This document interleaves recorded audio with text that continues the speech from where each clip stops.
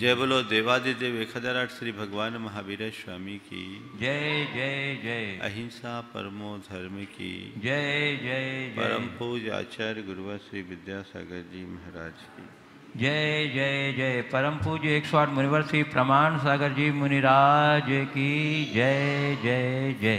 नमोस्तु गुरुदेव। इस विराट संसार में कुछ भी स्थिर नहीं है, कोई सुरक्षित नहीं है और कोई भी सुखी नहीं है।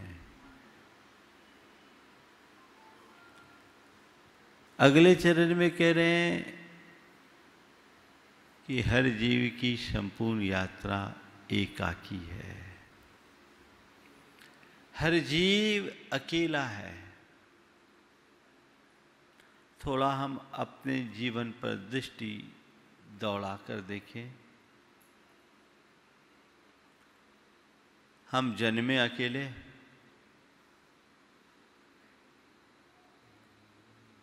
और मरेंगे भी अकेले। अपनी मृत्यु को तो हम साक्षी नहीं बन पाएंगे, लेकिन जितनों को मरते देखा है सब अकेले ही मरा है ना। संत कहते जन्मे अकेले, मरे अकेले। ये तो बहुत स्थूल बात है। जीना भी अकेले ही है।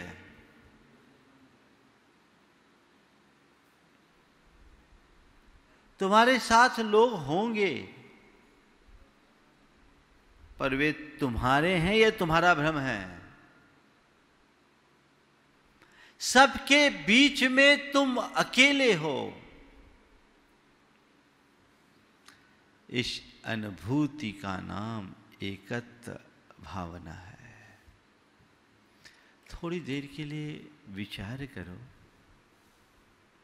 यदि कदाचित व्यवस्था अलग होती और हम अकेले जन्म लेने की जगह पूरे कुटुंब के साथ इकट्ठे जन्मे होते तो हमारा क्या होता? सब जुड़वा भाई हो जाते।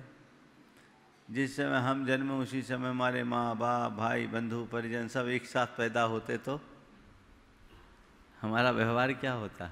बिगड़ जाता ना। और यदि सब मेरे साथ मरे तो ऐसा कौन चाहेगा कि मेरे साथ मेरा पूरा कुनबा मरे? है नहीं है ना। प्रकृति ने बहुत अच्छी व्यवस्था बनाई। इधर आगमन भी है, इधर निर्गमन भी है, इधर जन्म भी है, इधर मरण भी है। आया भी अकेला और जाना भी अकेला। संत कहते हैं जीना भी अकेला, जीना भी अकेला। जन्मे मरे अकेला चेतन, सुख दुख का भोगी। और किसी का क्या एक दिन यह देह जुदी होगी। कभी इस बात का ख्याल आता है? लोग मानते हैं ये मेरा, वो मेरा, ये मेरा, वो मेरा। संत कहते व्यवहार में तुम मेरा कह लो, पर यथार्थ की तरफ दृष्टि दौड़ाओ। तुम कह रहे हो मेरा, पर तुम्हारा कुछ भी नहीं है। ये शरीर भी तुम्हारा नहीं है। तुम अकेले हो, एकाकी हो। तुम बस केवल तुम हो और तुम्हारे केवल तुम हो। इस सत्य की अनुभूति का आनंद लो। जीवन में कई बार लोगों को ऐसा एहसास होता है कि कोई किसी का नहीं है। होता है कब? जब किसी से झटका मिलता है तब। बड़े जतन से बेटे को पाल पोस कर बड़ा किया, अरमानों से भरकर उसका विवाह किया। कल तक बेटे में श्रवण कुमार की छवि दिखती थी, उसकी प्रशंसा करते नहीं अघाते थे। मेरा बेटा तो लाखों में एक है।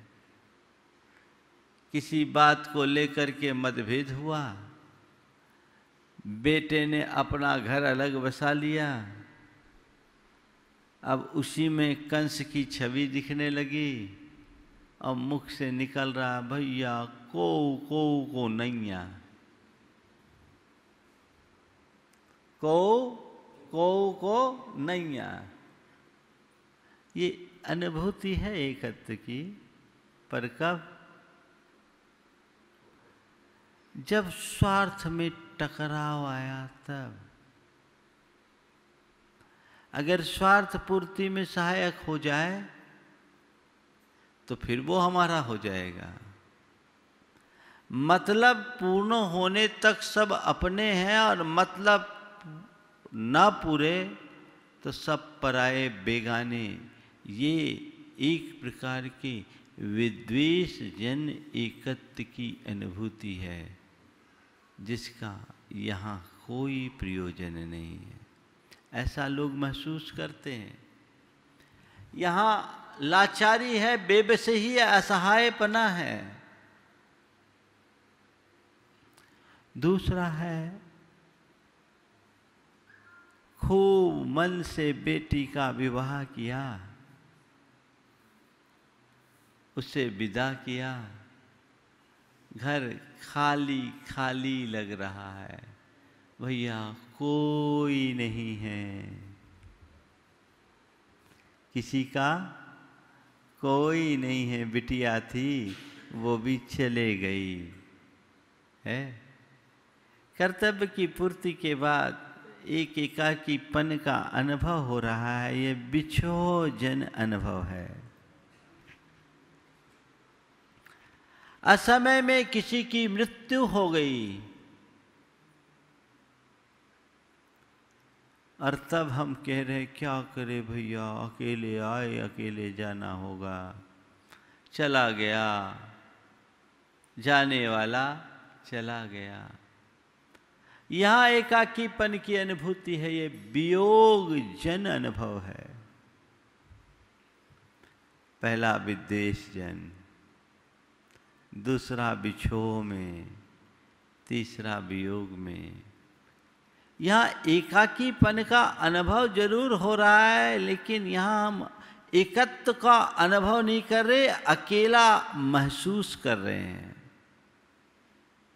ये आनंददायी बात नहीं है।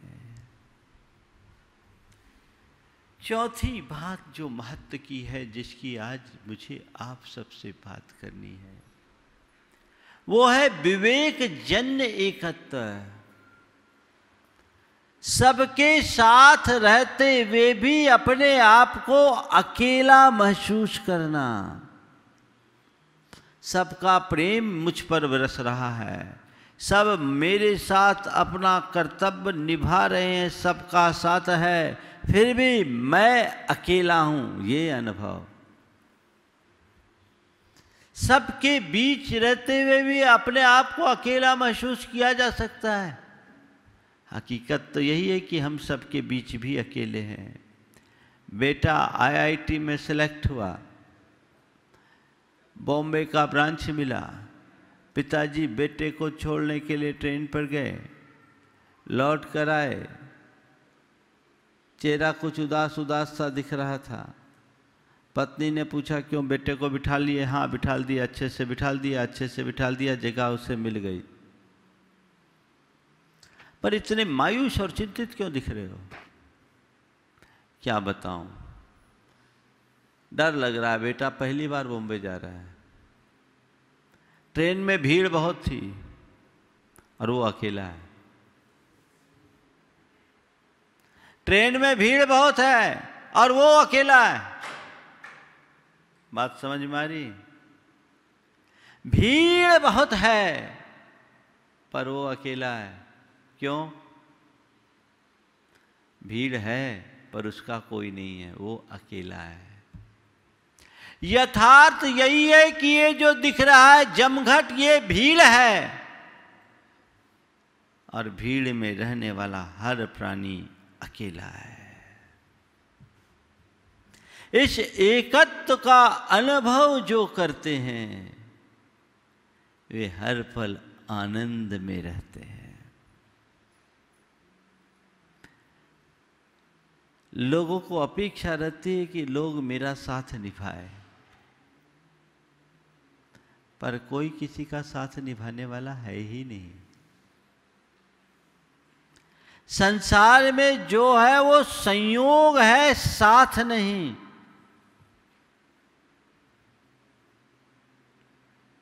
संयोग और साथ में अंतर क्या है? संयोग कुछ क्षण साथ रहे और छूट जाए, साथ परमानेंट जुड़ा रहे। बोलो, तुम्हारे साथ क्या है ऐसा जो सदैव तुम्हारा हो, तुम्हारे साथ रहे? क्या है? ये तन, ये धन, ये परिजन, ये परिवार, ये कुटुंब, ये विस्तार, क्या है? कुछ? कहाँ तक? परिवार शमशान तक, धन भी एक सीमा तक, और तन जिंदा रहने तक। उसके बाद ये संयोग है। ठीक है, वैसे ही जैसे ट्रेन में यात्रा करते बहुत सारे यात्री मिलते हैं, एक ही कंपार्टमेंट में बैठते हैं, बातचीत करते हुए, हमजोली करते हुए जाते हैं, और जैसे ही सामने वाले का अपना पड़ाव आता है वो हमें धन्यवाद देता है और उतर जाता है। हो गया ना? यही यात्री हम तुम सब हैं, संयोग से इकट्ठे हो गए हैं। सबकी अपनी अपनी बारी आएगी। यहाँ तो धन्यवाद देने की भी वक्त नहीं मिलता, जाने वाला पल में चला जाता है। ये है संयोग। संयोग है, साथ नहीं। साथ क्या है? मेरी आत्मा मेरे साथ है। इस जीवन में भी है, अतीत के जीवन में भी थी और भविष्य के जीवन में भी रहेगी। जो मेरे साथ है वही मेरा, वही मैं हूं।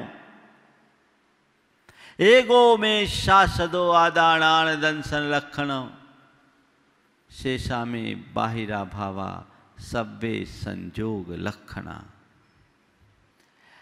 मैं एकमात्र ज्ञान दर्शन लक्षण वाला शाश्वत आत्मा हूं।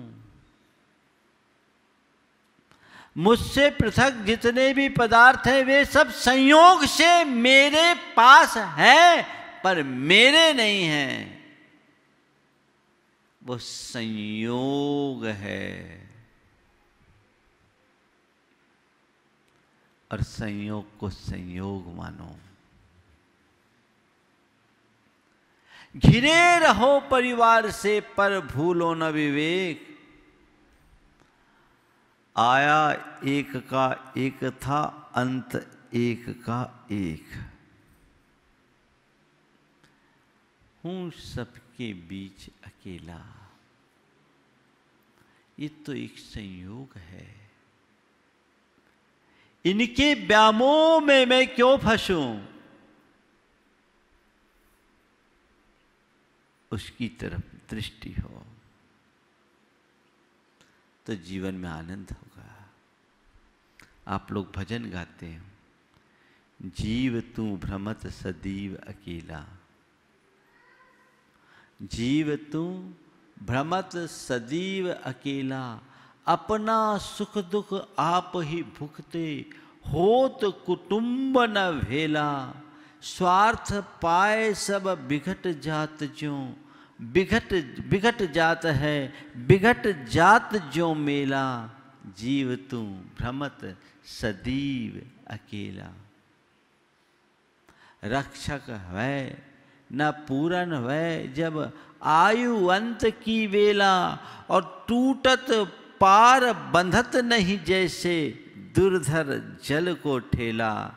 जीव तू भ्रमत सदैव अकेला। तन धन जीवन बिनस जात ज्यों इंद्र जाल का खेला। और भाग चंद इमि लख कर भाई हो सतगुरु का चेला। कितनी प्यारी बात कही। जीव तू भ्रमत सदैव अकेला है जीव, तू जन्म जन्मांतरों से अकेला ही भटकता रहा है। अपना सुख दुख आप ही भुगते हो तो कुटुंब न बेला। आज तुम्हारे साथ तुम्हारा कितना भी प्रेमी क्यों ना हो, कितना भी आत्मीय क्यों ना हो, तुम्हारे सुख दुख में वह सहभागी भले बन जाए पर तुम्हारे सुख दुख को बांट नहीं सकता।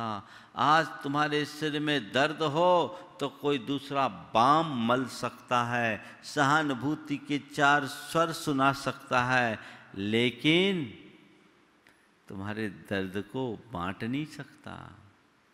तुम्हारा दर्द तो तुम्हें खुद ही भोगना पड़ेगा।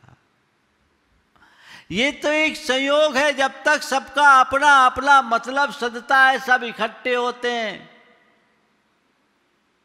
स्वार्थ पाए सब बिछड़ जात ज्यों बिघट जात ज्यों, स्वार्थ पाए सब बिखर जाता है, बिघट जात ज्यों मेला। मेला एक दिन निकल जाना है, एक दिन मिलन निकल जाना है। जब मृत्यु के क्षण आते हैं तो रक्षक है ना पूरक भय, जब आयु अंत की बेला।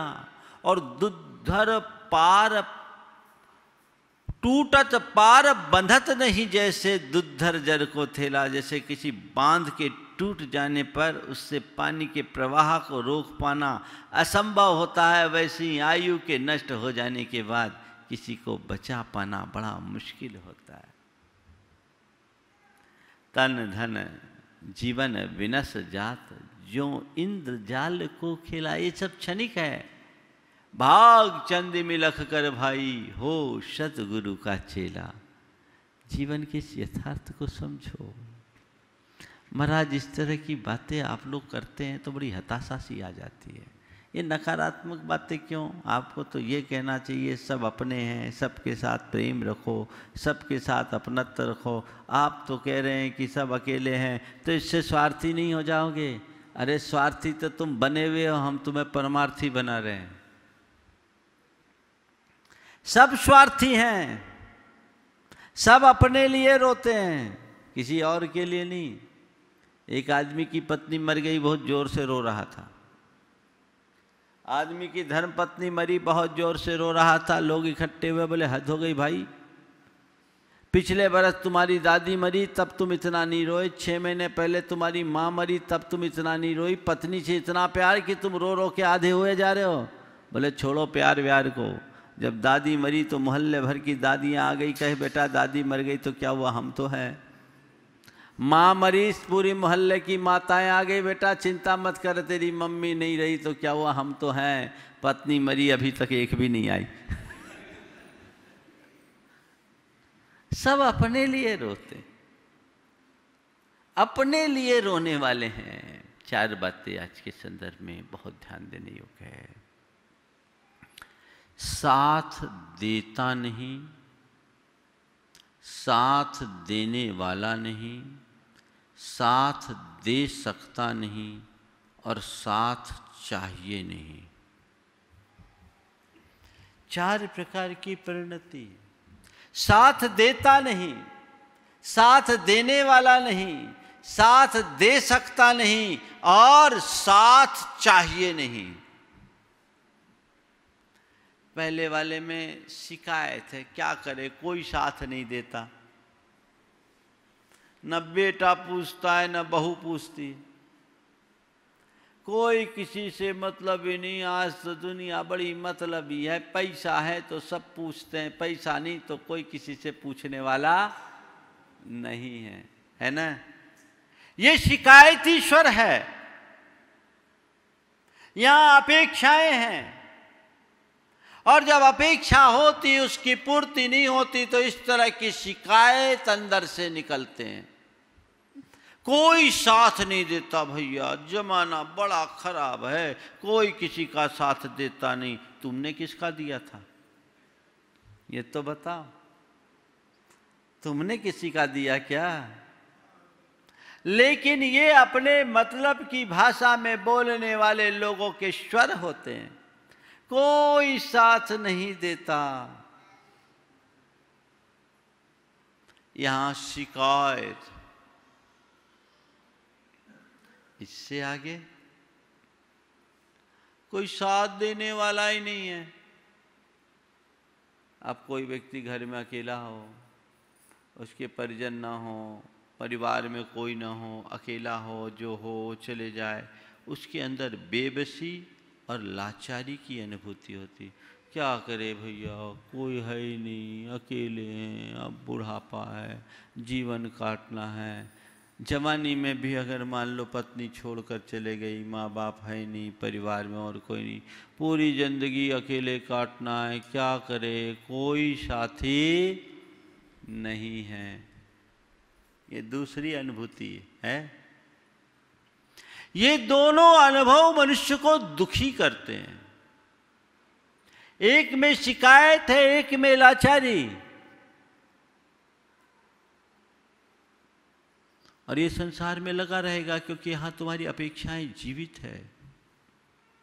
जब तक ऐसी अपेक्षाएं होगी तुम दुखी बने रहोगे, सुखी नहीं हो सकते।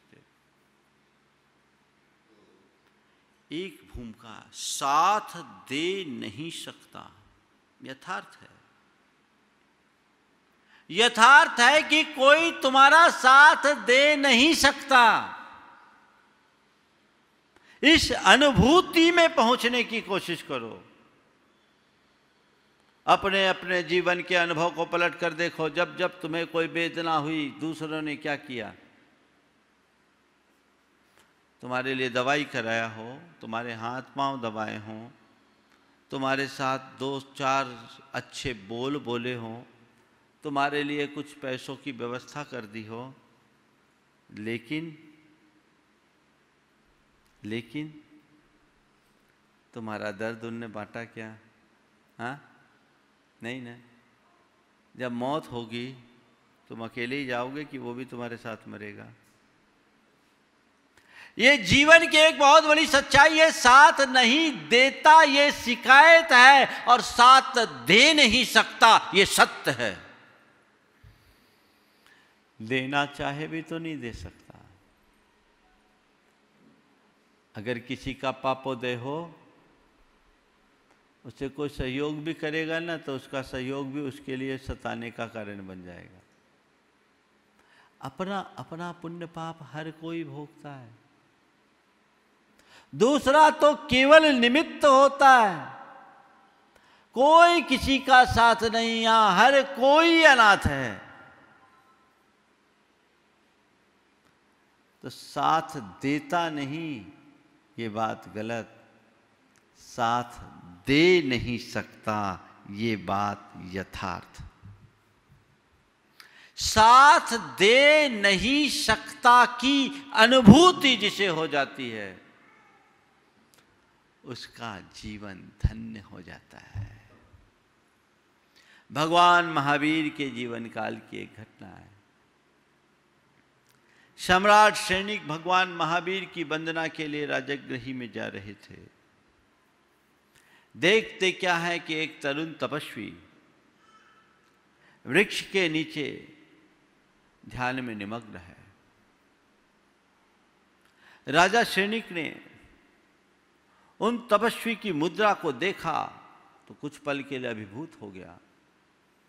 इतनी कंचन कोमल काया वाले युवक ने इस अल्प उम्र में इस सन्यास का मार्ग आखिर क्यों चुना? आखिर इसे क्या कमी थी? इसी चिंतन के साथ वह अपनी महारानी चेलना के साथ रथ से नीचे उतरा, उस साधु की वंदना की। तब तक साधु भी अपने काय उत्सर्ग से काया में लौटे और उन्होंने चराचर के अंश की भांति राजा सैनिक और चेलना को अपना आशीर्वाद दिया। सैनिक ने पूछा, महाराज आपने इतनी कोमल वय में साधना के इस कठिन मार्ग को क्यों चुना? इस उम्र में तो आपको राज सिंहासन में राज करना चाहिए। आपने जंगलों के कंटकाकीर्ण पथ को क्यों चुना? राजन, इसलिए कि मैं अनाथ था। राजन, इसलिए कि मैं अनाथ था। इतने कांतिमान द्युतिमान युवक को कोई साथ नहीं मिला, कोई नाथ नहीं मिला। सम्राट सैनिक के राज्य में कोई अनाथ नहीं हो सकता। मैं तुम्हें सनाथ करूंगा, चलो मेरे राजमहल। महारानी चेलना की गोद तुम्हें त्राण देगी। राजन, तुम्हारा साम्राज्य और तुम्हारी महारानी तो स्वयं अनाथ है। जो स्वयं अनाथ है वो दूसरों को सनाथ कैसे कर सकती है? सैनिक कुछ पल के लिए अवाक रह गया। स्वर्ग का वैभव जिसके राजमहल पर न्योछावर होता है, उस सैनिक को अनाथ कहने का साहस आज पहली बार किसी ने किया था। सैनिक अचंभे में रह गया। महाराज, आपने मुझे अनाथ कहा, मुझे समझ में नहीं आया। राजन, समझ में आ भी नहीं सकता। काश तुम अनाथ और सनातत्व के चरम अर्थ को जान पाते, पर यह तो केवल अनुभव गम्य है। सैनिक ने कहा, महाराज यदि आपको आपत्ति ना हो तो मैं आपका अनुभव सुनना चाहूंगा।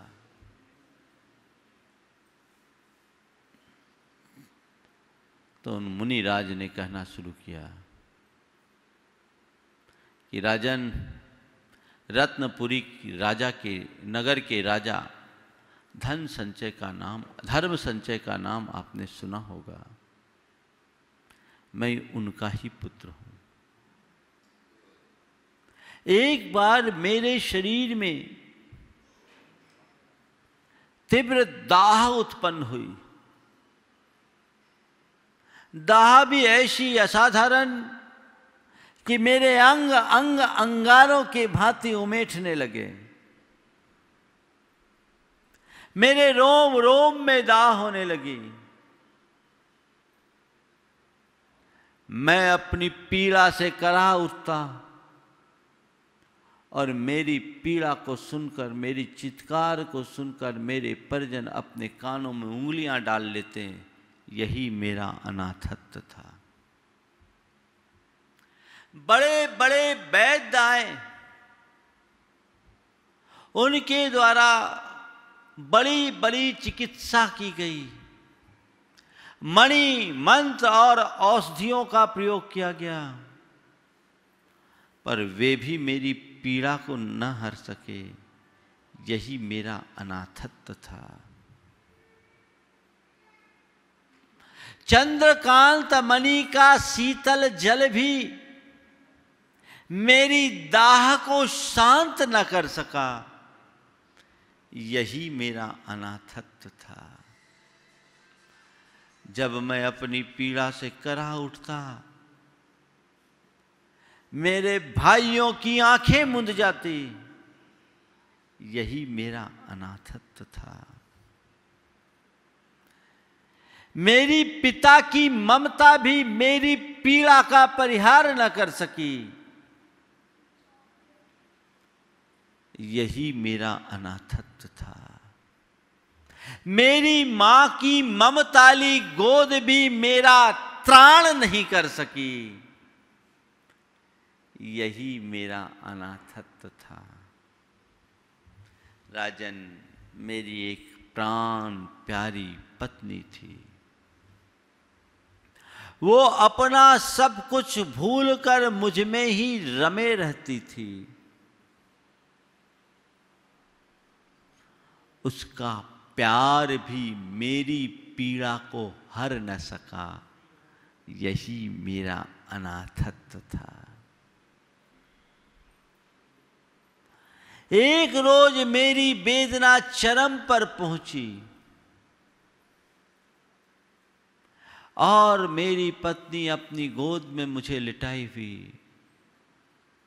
उस घड़ी उसकी आंखों से आंसू की धार निकली और मेरे गाल पर गिरकर निरर्थक होकर बह चली और मैं अंतिम रूप से अनाथ हो गया। उसी क्षण मैं अपने भीतर के भीतर में जागा और मन ही मन मैंने संकल्प लिया कि यदि मेरा ये ज्वर शांत हुआ तो मैं सीधे प्रभु महावीर के चरणों में जाकर दीक्षित हो जाऊंगा। राजन ऐसा सोचना ही था कि मेरा ज्वर उतरते ज्वार की भांति उतर गया।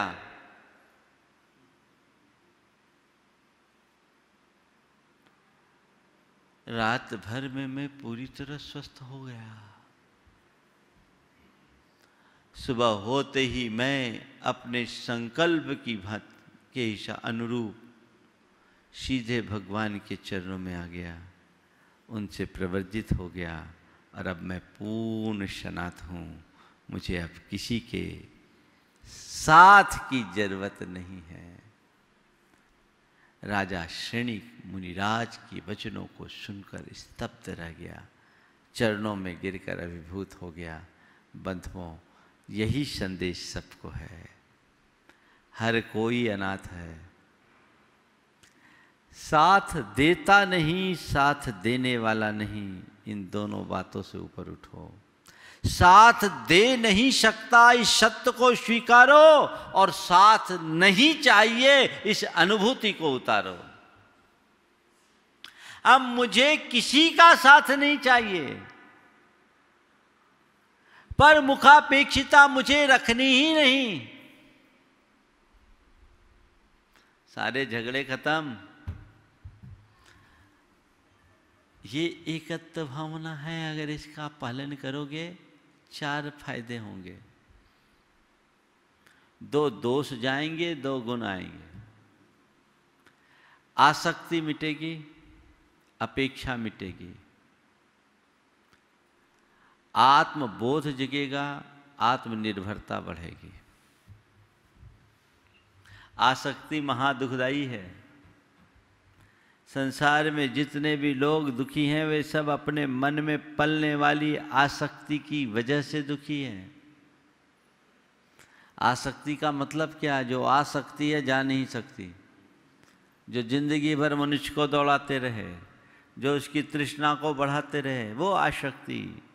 मेरा ये, मेरा वो, मेरा ये, मेरा वो, जिंदगी भर करते रहते हैं और उसी के चक्कर में अपना जीवन बर्बाद कर डालते हैं। घर परिवार में रहते हुए दायित्व को निभाते हुए जियो, कोई हानि नहीं, लेकिन उनमें आसक्त मत हो। मैं एकाकी एकत्व लिए सब ही आते, तन धन को साथी समझा था, पर ये भी छोड़ चले जाते। ये अनुभूति अपने भीतर होनी चाहिए। आसक्ति खत्म तो दुख खत्म, आकुलता खत्म, फिर किसी से अपेक्षा भी नहीं रहेगी। अपेक्षा मिट जाएगी। किससे अपेक्षा भाई? मेरा शुभाशुभ कर्म मेरे साथ है, सामने वाले का शुभाशुभ कर्म उसके साथ है, अपेक्षाएं नहीं। देखिए, आसक्ति और अपेक्षा मिटने के बाद आत्मबोध कैसा जगता और आत्मनिर्भरता कैसी आती। मैं सम्मेद शिखर जी में था, एक अम्मा जी मेरे पास आई, साधारण सी अवस्था थी, उनके तन की साड़ी भी 200-300 रुपए की होगी, शरीर में कोई आभूषण भी नहीं था। आकर के मुझसे कही, महाराज मुझे कुछ दान करना है। हमने कहा कार्यालय में चले जाओ। नहीं महाराज, मुझे आपके ही पास करना है, आपसे कुछ बात भी करनी है, परामर्श लेनी है। मैंने कहा बोलो। पूछा कहाँ से आई, क्या आई, स्थान का नाम नहीं बता रहा हूँ। उनने अपना परिचय दिया और कहा, महाराज मैं एक टीचर थी, रिटायर हूँ, मेरे पति भी टीचर थे, उनकी मृत्यु हुए 10 वर्ष हो गए, मुझे पेंशन मिलती है, मेरे पति की भी पेंशन मुझे मिलती है। परिवार में कौन है? महाराज एक बेटा है, वो अमेरिका में रहता है। बोले बोलो क्या करना चाहती है? उसने जो अपनी आप बीती सुनाई, वो रोंगटे खड़े करने वाले हैं। बोला महाराज मेरा एक बेटा था, मैंने उसे आईआईटी कराया, आईआईटी खड़गपुर से पास आउट होकर के वो अमेरिका में सेटल हुआ, अमेरिका गया। अमेरिका में जाने के बाद मैंने उसका एक विवाह किया, एक एमबीए लड़की से उसका विवाह किया। बहुत अरमानों से विवाह किया महाराज। विवाह के बाद दोनों अमेरिका बस गए। कुछ दिन दोनों ने जॉब किया। जॉब करने के बाद उसने अपनी एक कंपनी खोली। कंपनी में रुपयों की ज़रूरत थी, तो जब रुपयों की चाह हुई, मुझसे रुपया मांगा। महाराज मेरे पास जितना पीएफ वगैरह का पैसा था सब मैंने दे दिया। उससे भी उनको काम नहीं चला। मैंने अपनी सारी ज्वेलरी दे दी। उनकी रिक्वायरमेंट और थी, वो जब चाहे आते, माँ पैसा दो पैसा दो पैसा दो पैसा दो, कंपनी के लिए पैसा चाहिए। महाराज उस घड़ी मुझे बहुत तकलीफ हुई और उससे मुझे वैराग्य भी जगा, जब उनने मुझसे पावर और पैटर्नी लेने के बाद मेरी जानकारी के बिना मेरा मकान बेच दिया।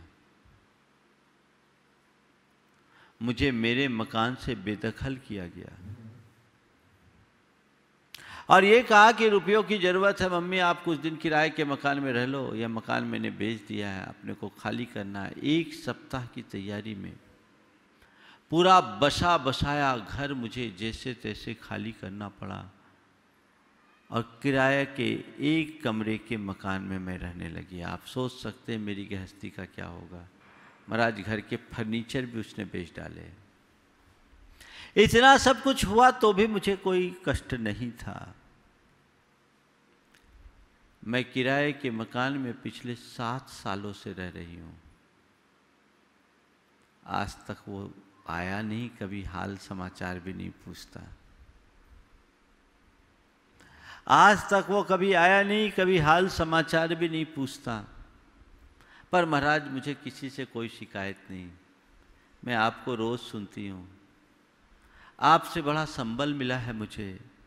वो तो निमित्त मात्र है महाराज, ये तो हम सबका मोह भाव है जिससे हम लोगों से अपेक्षा रखते हैं। उसे क्या शिकायत करें। महाराज आप तो आशीर्वाद दे, वो जहाँ है अच्छे से रहें। मैंने अपना कर्तव्य पूरा किया, अब मेरी आत्मा जाग उठी है। महाराज मैं एक वक्त भोजन करती हूँ, उसमें भी रस त्याग करके भोजन करती हूँ। मेरा अपना कोई खर्च नहीं, पेंशन मुझे पर्याप्त मिलती है। मैंने ये राशि, एक अच्छी राशि वो लेकर आई थी। महाराज आपकी इस गुणायतन की परियोजना से मैं बड़ी प्रभावित हूँ। संवेद शिखर जैसे क्षेत्र में लगेगा, मैं कृतार्थ महसूस करूँगी और आगे भी मेरी देने की इच्छा है। महाराज आप ये रखवा लीजिए और मुझे मेरी संलेख ना हो ऐसा आशीर्वाद दीजिए। मैंने इस महिला को देखा, टटोला। उसके मन में रंच मात्र भी शिकायत नहीं, दुख नहीं, उसे एकत्व की अनुभूति हो चुकी थी। आज अधिकतर लोगों के साथ ऐसा हो रहा है। अरे आत्मबोध जगाओ। ज्यादातर लोगों की हालत खराब है। रिटायरमेंट के बाद उनका जीना दुश्वार हो रहा है। एक ही बेटा या एक ही बेटी वो बाहर रह रहा है। अब क्या करें। रिटायरमेंट के बाद लोग डिप्रेशन के शिकार हो रहे हैं, अवसाद ग्रसित हो रहे हैं। क्या करें। बेटा बेटी के पास जगह नहीं है, जाए तो मन न लगे, यहाँ कोई है नहीं। एक बात ध्यान रखना, तुम ये सोचो कि हम उनको पढ़ाना लिखाना बंद करें, उन्हें बाहर ना भेजे, तो ये भी आज व्यवहारिक नहीं है। तो क्या करो, अपना कर्तव्य करो, बेटों को पांव पे खड़ा करो और उसके बाद स्वयं के दायित्व का निर्वाह करो, अपने आत्मा के कल्याण का काम करो। अब मुझे मेरी आत्मा का कल्याण करना है, कोल्लू का बैल नहीं बनना है। जो जिम्मेदारी थी मेरी सांसारिक वो मैंने निभा ली, अब स्वयं के उत्तरदायित्व का निर्वाह मुझे करना है। मुझे अपने जीवन को संभालना है, मुझे अपने जीवन को संभालना है, साधना के रास्ते को अंगीकार करना है। मुझसे एक बार एक युवक ने पूछा, महाराज आजकल वृद्धजनों की बड़ी दुर्दशा है, जगह जगह वृद्धाश्रम खोलने पड़ रहे हैं, क्या पुराने काल में भी ऐसा होता था? मैंने कहा हमारे शास्त्रों में कहीं वृद्धाश्रम का उल्लेख नहीं। वृद्धाश्रम तो भारतीय संस्कृति पर एक कलंक है। तो महाराज पहले कैसे चलता था? मैंने कहा पहले बच्चे माँ बाप की दुर्गति करे उससे पहले ही वे अपना रास्ता पकड़ लेते थे। अब 80-90 साल तक घर में चिपके रहते हैं तो दुर्गति तो भोगना ही पड़ता ही। मोह भाव बढ़ाओगे तो दुखी रहोगे, आत्मबोध जगाओगे कभी दुखी नहीं होगे। अपने दायित्व को निभाइए, आसक्ति मिटाइए, अपेक्षा मिटाइए, आत्मबोध जगाइए, आत्मनिर्भर बनने का भाव बढ़ाइए। मेरे संपर्क में एक सज्जन है जिनके 2 बेटे, एक लंदन में एक अमेरिका में, 7 मकान है यहाँ। एक रोज मेरे पास आए, उनके साथ उनका नौकर था, पत्नी है नहीं।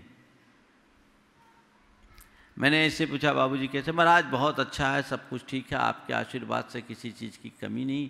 2 बेटे हैं, एक लंदन में है, एक अमेरिका में सेटल है, यहाँ कोई कमी। आपके पास कौन? महाराज ये मेरा सेवक है, बड़ा अच्छा सेवक है, बड़ा ख्याल रखता है, किसी चीज़ की कमी नहीं करने देता। महाराज 24 घंटे छाया की तरह मेरे साथ रहता है।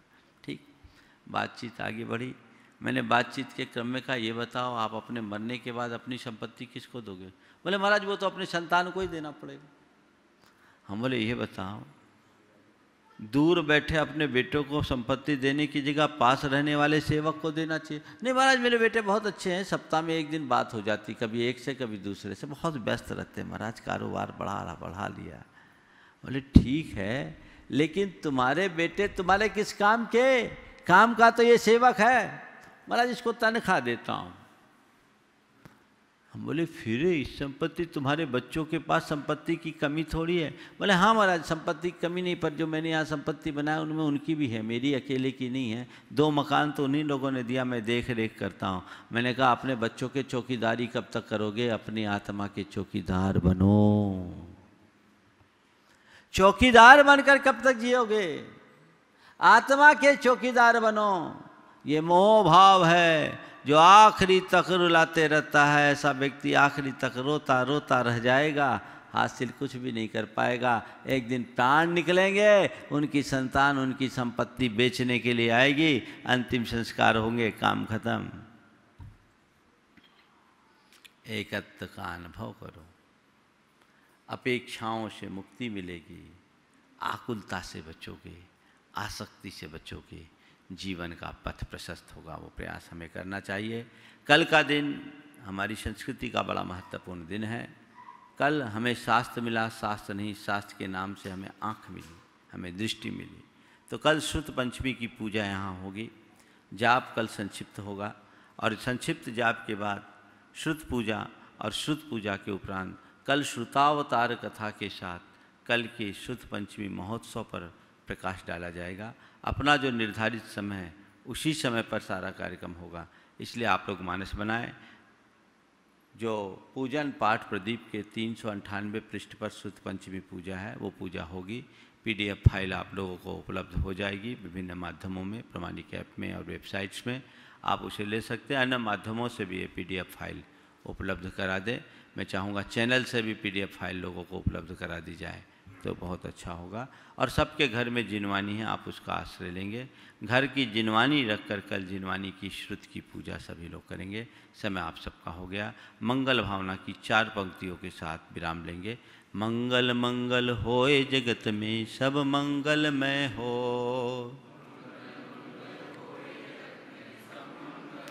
इस धरती के हर प्राणी का मन मंगलमय हो। मंगलमय हो प्रातः हमारा, रात सुमंगल हो। जीवन के हर पल हर क्षण की बात सुमंगल हो। घर घर में मंगल छा जावे, जन जन मंगल हो। इस धरती का कन कन पावन ओ मंगलमय हो। मंगल मंगल होए जगत में सब मंगलमय हो। इस धरती के हर प्राणी का मन मंगलमय हो। जय बोलो परम पूज्य आचार्य गुरु श्री विद्यासागर जी महाराज।